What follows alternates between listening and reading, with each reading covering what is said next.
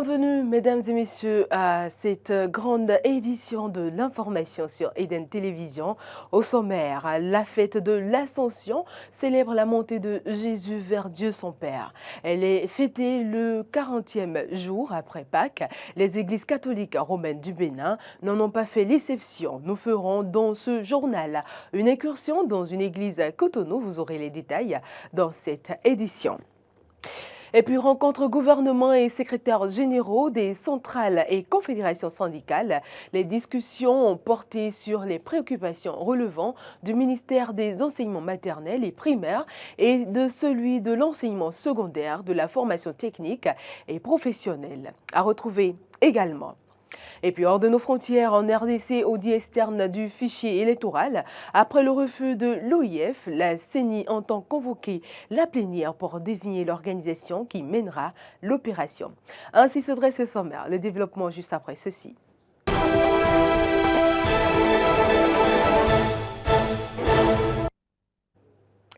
À nouveau, bonsoir à tous. Je l'annonçais en titre, la fête de l'Assomption, montée de Christ vers le Père, se célèbre un peu partout dans le monde ce jeudi.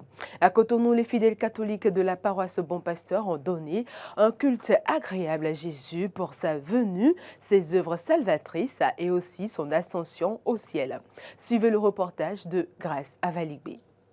Au petit matin de ce jeudi, les fidèles catholiques de la paroisse Bon Pasteur de Cotonou se réjouissent de pouvoir assister à la messe solennelle qui se fait en ce jour de l'Ascension. C'est une grâce pour moi de venir ce matin, vivre la messe avec mes frères et sœurs. Cantiques d'action de grâce et différentes prières ont concouru à cette célébration qui revêt d'un sens particulier pour les chrétiens.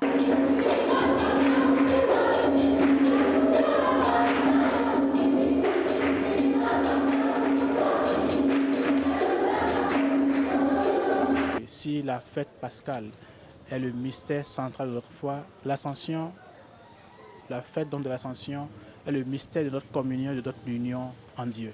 Jésus est monté avec son corps, son âme et son esprit dans la divinité et par le fait introduit l'humanité au cœur donc de la divinité. C'est avec notre corps qu'il est monté et puis désormais l'humanité a une place au cœur donc de la divinité.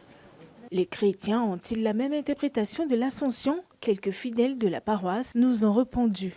C'est une solennité, ça nous rappelle la montée de Jésus au ciel et que nous devons suivre cet exemple et savoir qu'un jour, nous aussi nous allons monter au ciel.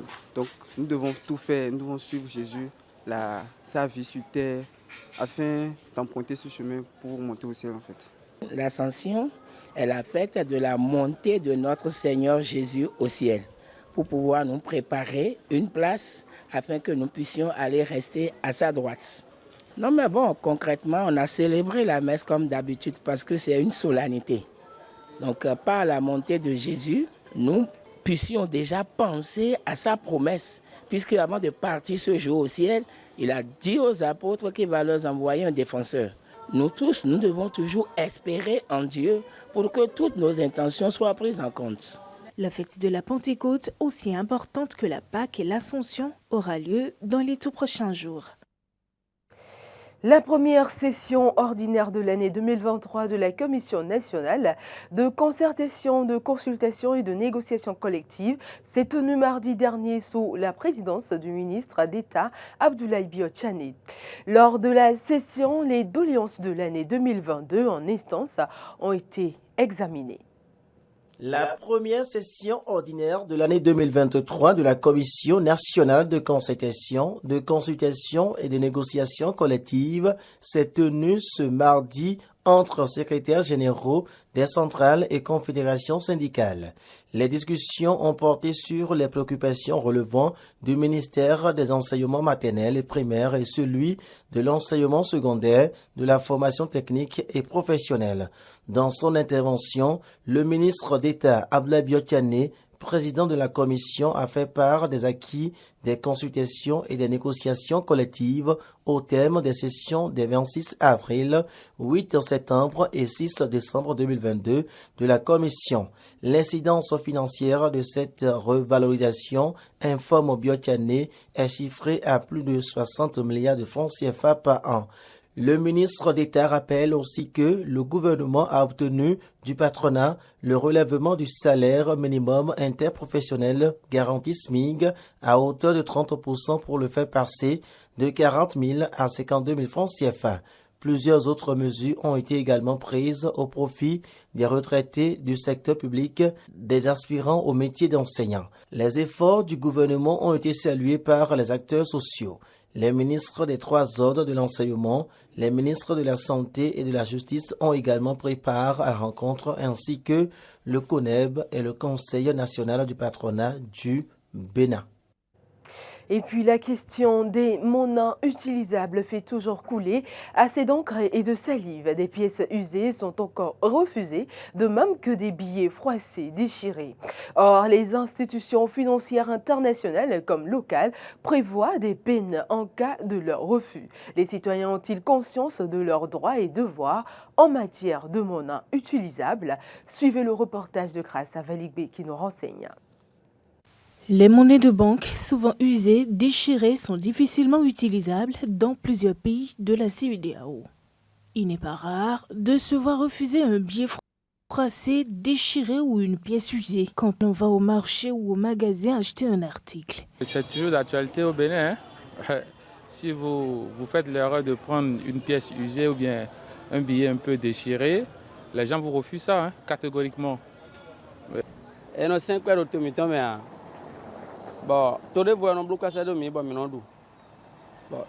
Nous ne fabriquons pas de l'argent dans notre pays.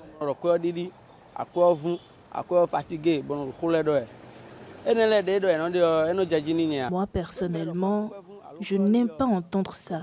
Et j'ignore aussi pourquoi les nôtres refusent l'argent. C'est le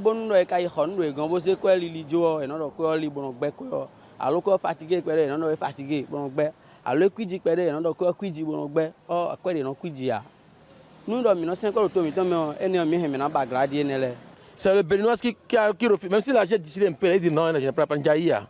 C'est comme ça que vous faites. Quand tu vas prendre les personnes ne prennent pas chez toi, comment tu vas encore prendre l'autre? Nous, chez nous, là, on ne refuse pas l'argent. Nous, Nigériens, il faut demander auquel Nigérien qui est ici, là. On ne refuse pas l'argent au Nigeria. Mais c'est les Béninois qui refusent l'argent, toujours. Si c'est déchiré un peu, il va dire non. Si tu as mis un peu scotch, il va dire non. Alors que c'est toi après ça, tu vas donner à l'autre personne. Si j'ai pris l'argent, c'est quelqu'un qui m'a donné, non. Est-ce que moi j'ai mené ces fards de Nigeria? Si j'ai pris ça et je te donne ça, tu refuses, il faut appeler la police. C'est pas l'argent de Nigeria et c'est pas moi qui ai fabriqué. Or, la Banque centrale des États de l'Afrique de l'Ouest, BCAO, dans un courrier en date du 21 décembre 2016, a donné cette instruction ferme. Nul n'a le droit de refuser en paiement de services ou de biens un billet ou une pièce, parce que ces derniers ont un pouvoir libératoire. Et puis la loi 2018-16 portant code pénal en République du Bénin dispose que seuls les faux billets ou monnaies falsifiées sont à refuser avec des peines prévues pour les auteurs. Si je prends l'argent et que c'est usé, je leur demande clairement s'ils n'ont pas une autre pièce ou un autre billet. Ils n'ont même pas peur de l'autorité puisque le gouvernement avait déjà dit de ne pas refuser ces genres de pièces puisque nous n'en fabriquons pas nous-mêmes.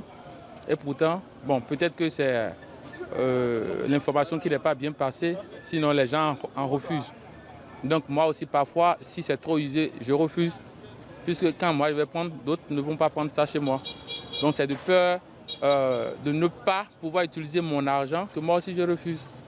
Le gouvernement doit encore jouer sa partition pour amener le citoyen à adopter de nouveaux comportements dans l'utilisation et la réutilisation des monnaies et pièces. Le gouvernement doit pouvoir faire une communication autour de ce phénomène-là et expliquer de long en large, faire passer le message par des affiches, en tout cas tout ce qui est bon pour faire passer le message afin que les gens ne puissent plus refuser l'argent là. Puisque si je ne refuse pas, l'autre ne refuse pas, je suis sûr que ça va passer. Tout comme de fait, la BCAO, elle, a pris une mesure.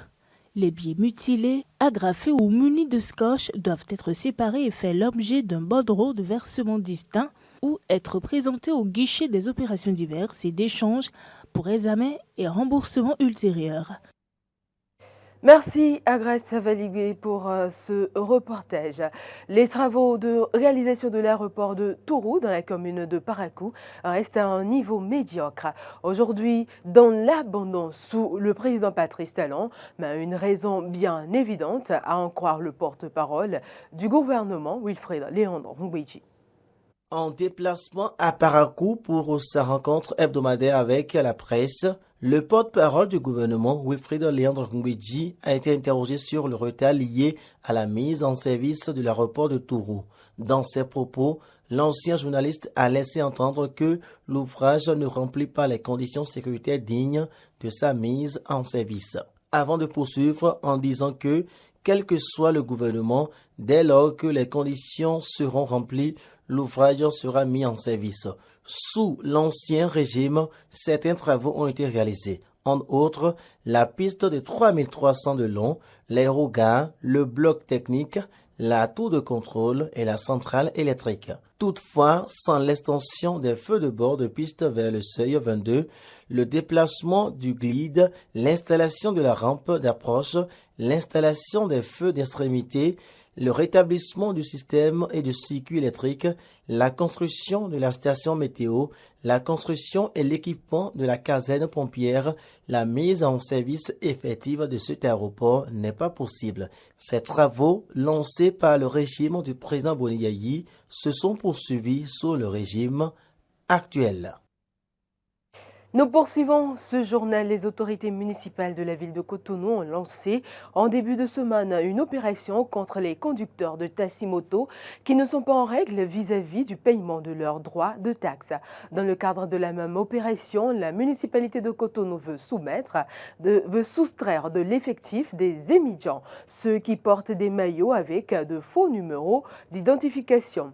Le premier adjoint au maire, Romain Arwandinou, qui est au devant de cette opération, invite les conducteurs de taxi-moto concernés à se mettre en règle au plus tard, le mercredi 31 mai 2023. Passé ce délai, tout conducteur de taxi-moto qui se fera attraper sera contraint au paiement de la taxe exigée, mais également d'une pénalité de 50% et des frais de fourrière avant le retrait de leur moto. Nous passons cette fois-ci à l'international. La CENI annonce qu'elle va se réunir en plénière afin de désigner l'organisation censée procéder à l'audit externe du fichier électoral. Paul Mourindo, rapporteur adjoint de la CENI, l'a dit ce jeudi 4 mai devant la presse à l'occasion de la clôture des journées portes ouvertes consacrées à l'audit du fichier. Par l'Organisation internationale de la francophonie, OIF, c'est finalement un groupe de 5 experts, dont 3 Congolais, un Malawite et une Sud-Africaine, qui l'effectuera. Cette mission a débuté ses travaux le 15 mai et s'achèvera le 20 de ce même mois. Ces experts, choisis parmi environ 200 candidats, rencontrent différentes personnalités et auditent un fichier de 49 millions d'électeurs. Le fichier électoral est considéré par la CENI comme l'élément central du processus en cours. C'est une base de données contenant l'ensemble des listes électorales des centres de bureaux de vote. Il y a pour cet audit 2 parties. La première, c'est l'aspect qualitatif du processus. Il s'agit de l'examen du cadre légal qui régit la révision du fichier électoral ainsi que des procédures qui découlent de la loi. Selon la CENI, cette partie est la plus facile à réaliser étant donné que toutes les informations sont présentes et la présence de 3 experts congolais dans l'équipe d'audit facilitera la tâche parce que ces derniers connaissent déjà le contexte. Il y a aussi l'évaluation du matériel et de la technologie utilisée. Et pour finir, le président Xi Jinping accueille ce jeudi ses homologues des 5 républiques ex-soviétiques pour un sommet inédit d'Asie centrale dans le but de resserrer les liens régionaux. Pour la première fois, la Chine reçoit aujourd'hui et demain les dirigeants des 5 capitales d'Asie centrale à Xi'an, l'ancienne capitale impériale au centre du pays, qui était aussi le point de départ des caravanes des routes de la soie. Les remparts de Xi'an ont vu passer de nombreux chefs d'État étrangers, mais rarement 5 à la fois. Partout en ville, des panneaux lumineux en mandarin et en caractère cyrillique rappellent l'importance de l'enjeu.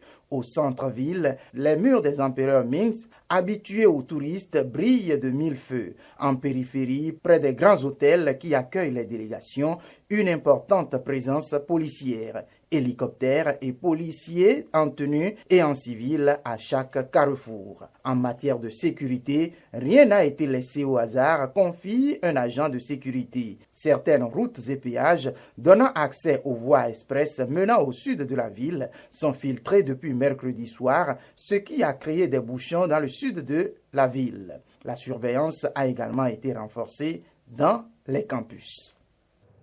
C'est tout pour cette édition, mesdames et messieurs. Merci de nous avoir suivis.